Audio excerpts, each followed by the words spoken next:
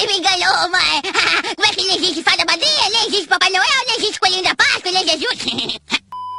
O que aconteceria se 4 crianças descobrissem que a fada do dente não existe e, em vez de ficarem traumatizadas, resolvessem entrar pro mundo do crime organizado? Pois é, essa é exatamente a premissa de Fada do Dente, o episódio que abre a 4ª temporada de South Park. E, sinceramente, por mais maluca que essa ideia pareça, ela consegue ficar ainda mais absurda conforme a história avança, porque tudo começa de um jeito quase inocente, com os meninos tentando arrumar dinheiro pra comprar um videogame, mas em algum momento, a coisa escala pra máfia, lavagem de dinheiro, guerra entre gangues, uma conspiração completamente sem sentido da Associação Dentária Americana, e ainda, no meio de tudo, uma crise existencial maluca envolvendo Kyle. E o mais curioso é que nada disso parece fora do lugar enquanto você tá assistindo. Pelo contrário, a história vai ficando cada vez mais insana de uma maneira tão natural que, quando você percebe, já tá vendo uma organização criminosa especializada em dentes de leite sendo tratada com a mesma seriedade de um filme do Poderoso Chefão. Aliás, essa talvez seja uma das coisas que eu mais gosto na fase clássica de South Park. A série pega uma ideia que qualquer outro desenho transformaria em uma piada de 5 minutos e constrói um episódio inteiro em cima dela, levando o absurdo até as últimas consequências. E, nesse caso, só South Park mesmo conseguiria transformar Dentes de Leite em uma história de crime organizado. Mas acredita em mim, por mais estranho que isso pareça, a parte mais absurda desse episódio nem é a máfia. E quando a gente chegar lá, vai fazer bastante sentido o motivo pelo qual tanta gente considera esse um dos episódios mais criativos e mais memoráveis dessa fase da série. Então já deixa o seu like, se inscreve no canal e vem comigo acompanhar essa história insana.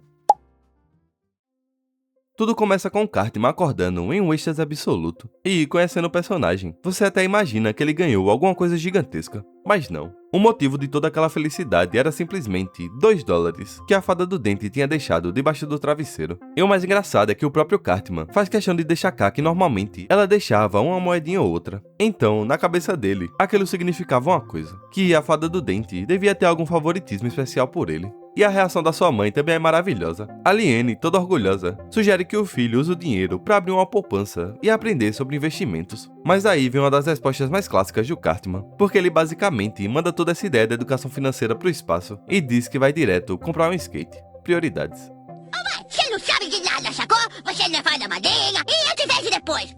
Esse é nunca sei. E é claro que logo depois, ele corre pro ponto de ônibus para contar a novidade pros amigos. Afinal, eles também estavam acostumados a ganhar 25 centavos por dente, quando muito. Mas aí entra em cena aquilo que talvez seja a maior qualidade do Cartman: a sua capacidade sobrenatural de transformar qualquer coisa em um esquema para se aproveitar. Ele simplesmente chega à conclusão de que se a fada do dente tá pagando $2 por unidade, então basta juntar dentes suficientes e pronto. O videogame que ele tanto quer tá garantido. Só que existe um pequeno problema. O Stan e o Kyle já tinham perdido todos os seus dentes de leite. O Cartman também. Então, todas as atenções se voltam pro Kenny. Daí, quando a cena corta, já estamos no pátio da escola, com o Kenny preso a um poste e um barbante no seu dente, enquanto a outra ponta tá presa na cadeira de rodas do time. Aliás, esse episódio marca justamente a primeira aparição do time em South Park. E o mais curioso é que, pra quem não sabe, a existência desse personagem quase foi vetada pela Comedy Central. Os executivos tinham medo de que um personagem com deficiência gerasse controvérsia, mas o Trey Parker e o Matt Stone insistiram que ele deveria ser tratado exatamente como qualquer outra criança do desenho.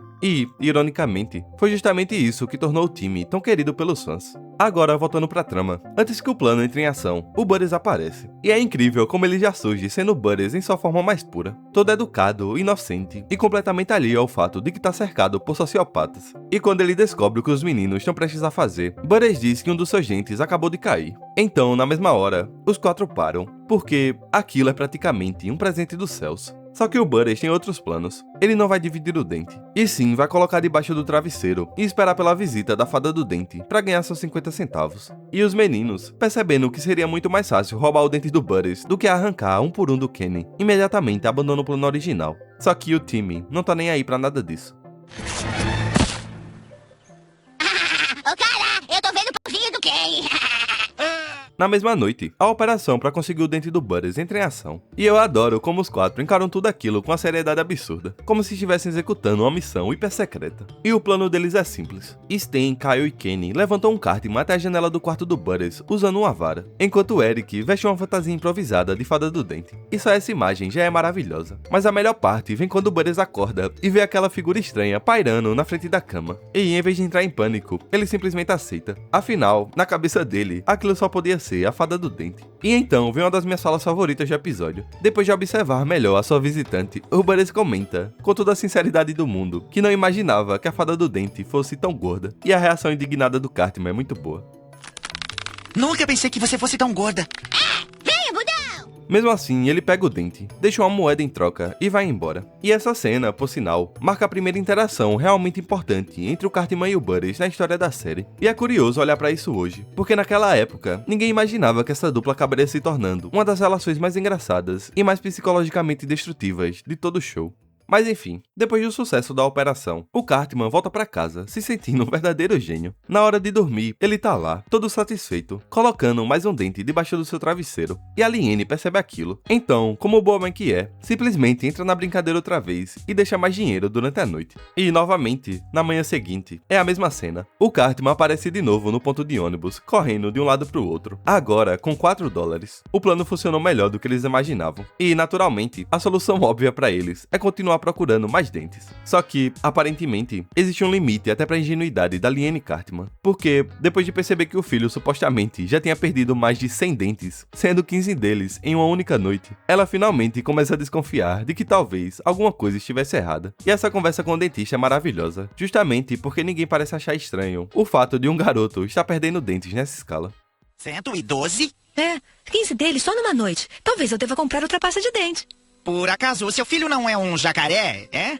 Então, no dia seguinte, vem um momento que muda completamente o episódio. Cartman acorda, levanta o travesseiro e... nada. O dente continua ali, sem nenhum dinheiro. E ele chama a mãe desesperado, esperando algum erro da Fada do Dente. Mas então, a Liane resolve contar a verdade. Não existe Fada do Dente. Nunca existiu. Era ela quem colocava o dinheiro debaixo do travesseiro. E eu gosto muito como essa cena funciona melhor do que deveria. Porque, sinceramente, o Cartman parece o personagem menos indicado do universo pra ter uma crise emocional. Mas South Park consegue vender esse momento. Dá pra sentir de verdade a decepção dele. Primeiro vem a negação, depois a incredulidade, e em seguida, o sentimento de traição. É uma reação exagerada, claro, mas ao mesmo tempo, ela captura perfeitamente aquela sensação que eu acho que muita gente teve quando descobriu, por exemplo, que o Papai Noel não existia, ou quando percebeu pela primeira vez que os adultos nem sempre dizem a verdade. Parece bobo olhando de fora, mas para uma criança, é como se uma parte do mundo deixasse de fazer sentido. E é exatamente isso que South Park explora aqui, porque, pro Cartman, aquilo não é só uma mentira inocente, é a prova de que tudo em que ele acreditava podia ser falso.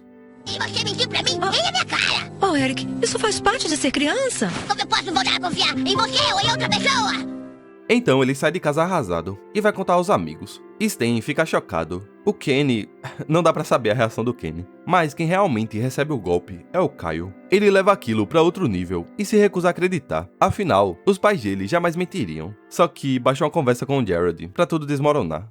Mas enquanto Kyle tá entrando em uma crise filosófica que vai trazer consequências no futuro, o Stan ainda tá focado no verdadeiro problema da situação. Eles continuam sem um videogame. E o Stan conclui que se a Fada do Dente nunca existiu e quem colocava o dinheiro eram os pais, então basta pular uma etapa do processo. É só pegar um dente qualquer, colocar embaixo do travesseiro de uma criança rica, esperar os pais dela deixarem a grana e voltar depois para recolher o dinheiro. Pronto, problema resolvido. Então os quatro imediatamente pegam um ônibus para Cherry Creek, uma das regiões mais ricas do Colorado, e começam a colocar o seu plano em prática. Só que, no momento em que estão prestes a invadir uma mansão, eles dão de cara com outra equipe de fadas do dente, fazendo exatamente a mesma coisa. E essa é uma daquelas viradas que eu simplesmente não esperava na primeira vez que assisti, porque, até então, parecia que os meninos tinham inventado aquele golpe. Mas não. Segundo os outros garotos, eles já faziam aquilo há 2 anos. 2 anos. Então, a partir daí, os protagonistas são levados para conhecer o chefão, o Lug. E é impossível não perceber a referência, desde a sua forma de falar, os gestos e até a maneira como ele conduz as conversas. Tudo nele é uma enorme paródia do Don Corleone, de O Poderoso Chefão.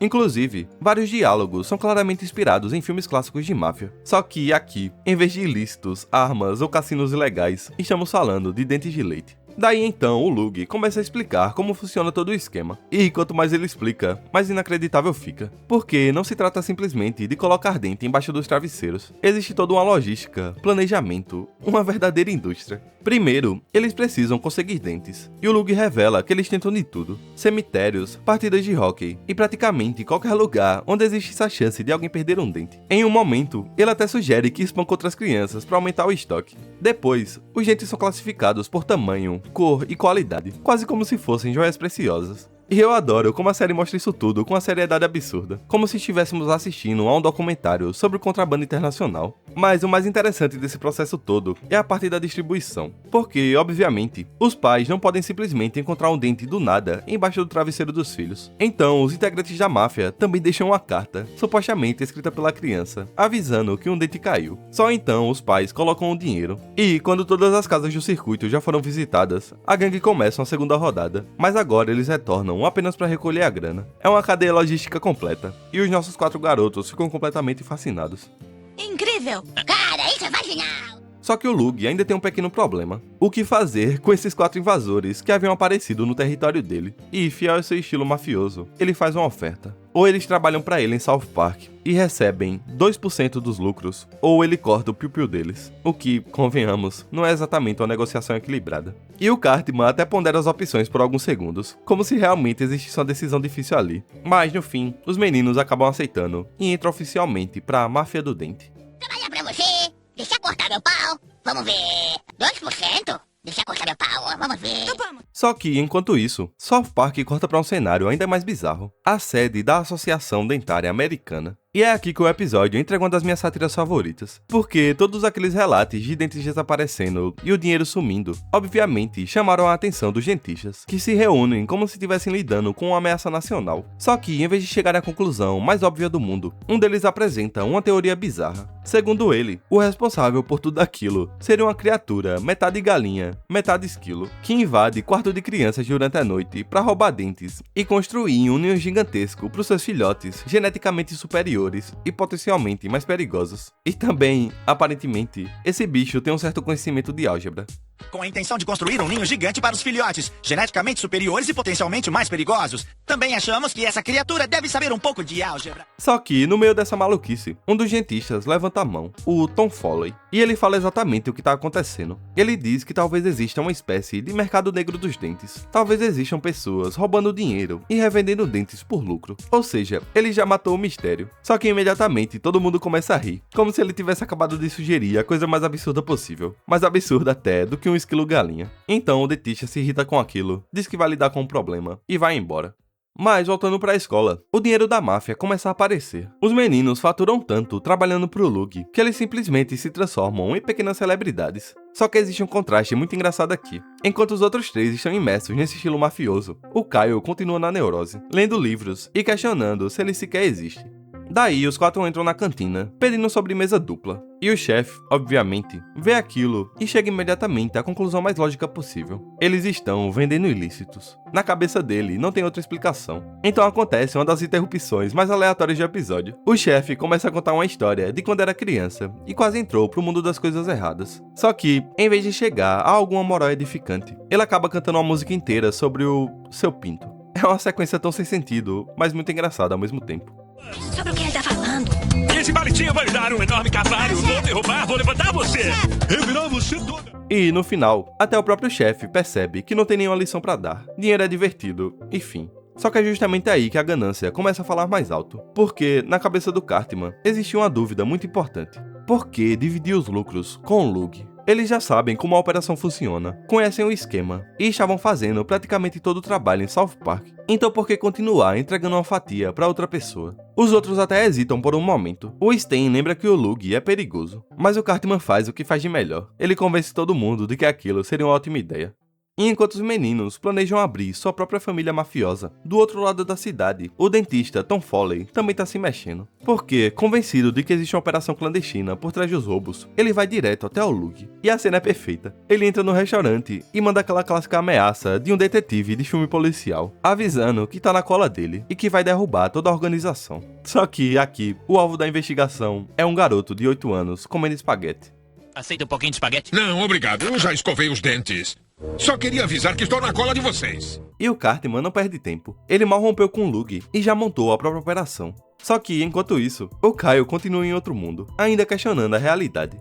Mas a resposta do Lug não demora. O Kenny foi sequestrado. E aí vem uma das minhas cenas favoritas, porque ela é uma paródia descarada das clássicas execuções da máfia. Os capangas colocam sapatos de cimento nos pés do Kenny e jogam ele no rio, exatamente como nos filmes. Mas existe um pequeno problema. O rio é raso. Hora de morrer.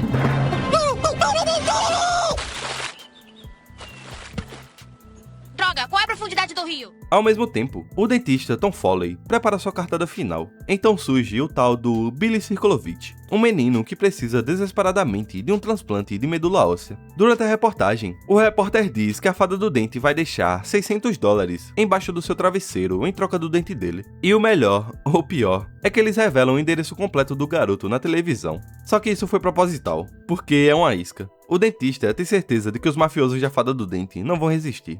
E é nesse momento que todas as histórias paralelas do episódio se encontram. Cartman, Stan e Kyle seguem em direção à casa do pequeno Billy, determinados a pegar aqueles $600. E eu gosto muito de como, mesmo sabendo que o garoto tá doente e precisa desesperadamente daquele dinheiro, o Cartman continua encarando aquilo apenas como negócios, sem se importar nem um pouco com a criança em estágio terminal. E enquanto eles caminham até lá, o Kyle continua cada vez mais desconectado da realidade. Ele já tá o episódio inteiro questionando se existe mesmo, se o tempo é real e se tudo aquilo não passa de um sonho. E o Ken ainda tá lá, no fundo, abandonado no rio. Cara, para de pensar nisso. Eu não posso! E se o meu pensamento for a única coisa que me faz existir? Às vezes eu posso ver o tempo parando e minha própria existência se desfazer. Mas ao finalmente chegarem à casa do Billy, tudo converge. Os dentistas da Associação Dentária Americana estão escondidos em uma van, esperando o alarme disparar, enquanto o Cartman e os meninos chegam para pegar o dinheiro. E quando o Cartman tá entrando pela janela, o Kyle, ainda em seus devaneios, desaparece. Sim, ele só some do nada. E como se isso já não fosse suficiente, o Lug e os seus capangas também aparecem. Mas nesse momento, o alarme dispara, os dentistas entram em ação e tudo vira um caos. E é justamente no meio dessa bagunça que acontece a cena mais absurda de todo o episódio. Porque, depois de passar o episódio inteiro questionando a natureza da realidade, o Kyle simplesmente transcende a própria existência e surge como uma espécie de entidade cósmica, flutuando no espaço e manipulando o universo ao seu redor. E é aqui também que acontece algo maravilhoso. Até a criatura meio galo, meio esquilo, inventada pelos dentistas, aparece e todos fogem. Vamos cair fora! Então, tão de repente enquanto surgiu, o Kyle volta ao normal, sem nenhuma explicação, como se nada daquilo tivesse acontecido. E de certa forma, isso até combina com a conclusão da crise dele. Depois de passar o episódio inteiro questionando a própria existência, o Kyle finalmente parece encontrar uma certa paz. Não é como se ele tivesse descoberto todas as respostas do universo, mas ele, pelo menos, deixa de se consumir por perguntas impossíveis de responder. Já o Lug recebe um encerramento quase melancólico. Depois de perceber que caiu em uma armadilha tão óbvia, ele decide que talvez aquilo tudo tenha sido um sinal para abandonar o ramo dos dentes de leite. O império, construído por gerações, chega ao fim e ele resolve seguir em frente. E é curioso porque, apesar de toda a loucura, o episódio praticamente fecha todas as linhas narrativas. O pequeno Billy acaba recebendo o dinheiro que precisava. Kyle supera sua crise. Lug se aposenta do crime. E os meninos, de certa forma, aprendem que talvez nem todo esquema mirabolante termine em sucesso. Bom, quase todos.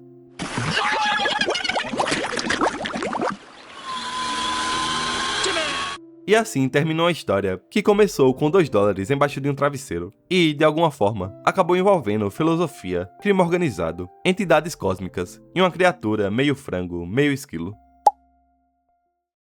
E talvez seja justamente por isso que esse episódio continua muito bom, mesmo mais de 20 anos depois do seu lançamento, porque ele representa perfeitamente aquilo que fez a fase clássica de South Park ser tão especial. É um humor absurdo, que começa com uma premissa relativamente simples, e vai aumentando de escala até atingir níveis completamente imprevisíveis. É a capacidade que a série tinha de misturar sátira social com referências à cultura pop, filmes de máfia, crises existenciais e piadas extremamente idiotas, tudo dentro do mesmo episódio. E o mais impressionante é que, por mais caótica que a história fique, ela nunca parece aleatória. Existe uma lógica interna ali, uma lógica completamente insana, mas ainda assim, uma lógica. E acho que essa é uma das razões pelas quais eu gosto tanto desse episódio, porque ele representa uma época em que South Park parecia disposto a pegar qualquer ideia e levá-la ao extremo, sem nenhum medo de parecer exagerado. Na verdade, quanto mais exagerado, melhor.